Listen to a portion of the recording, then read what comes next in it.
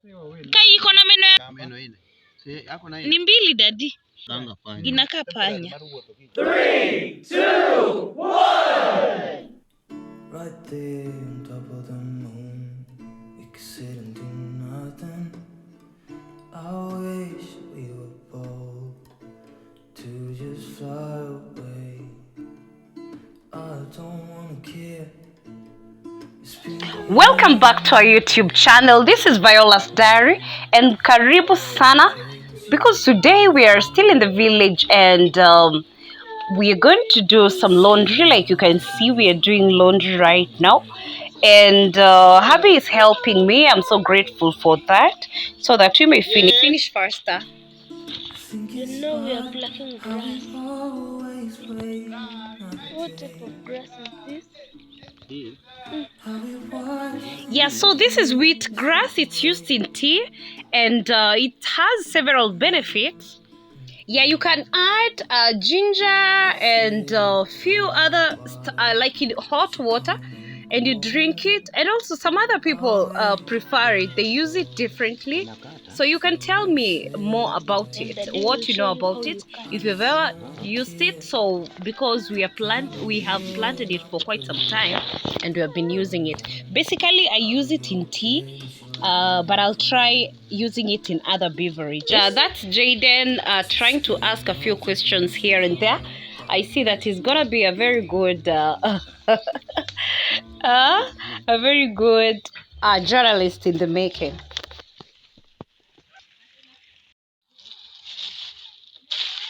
Hizi ndio tunatumia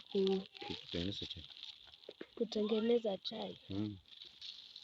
They grow by themselves if you cut the leaf.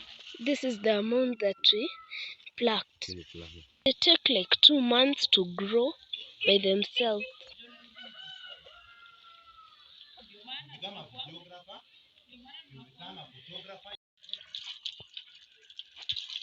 And we are washing. Yeah, so it's cleaned before it's used. You can clean it, keep it to dry, and use it for several months.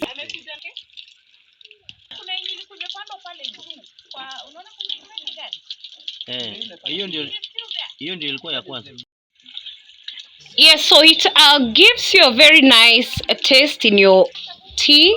Whenever you use it, you just take a few pieces and a few, do you call them leaves? No, just a few pieces, and then you throw in your tea, cooking tea. So yeah, you can tell me what you call it in your language, or the proper Swahili name, or in your language what to call that grass. And I will appreciate.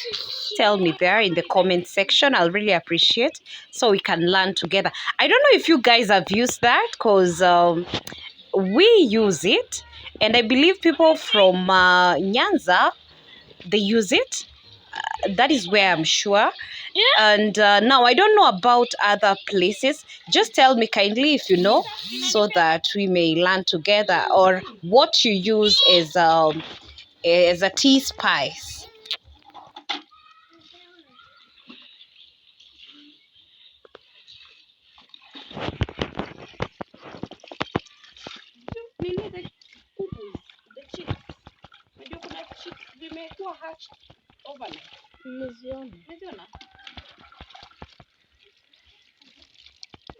Nini, hizo kuku mbili zimehatch. Moja imehatch 8. The other one? 3. Wow, that's 10. Already zimewekwa zote hapa.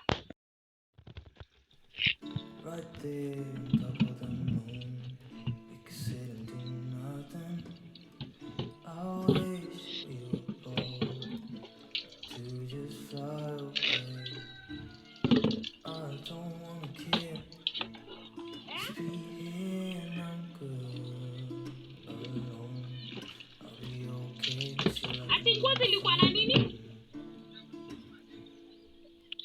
Scared now To the hemming, eh?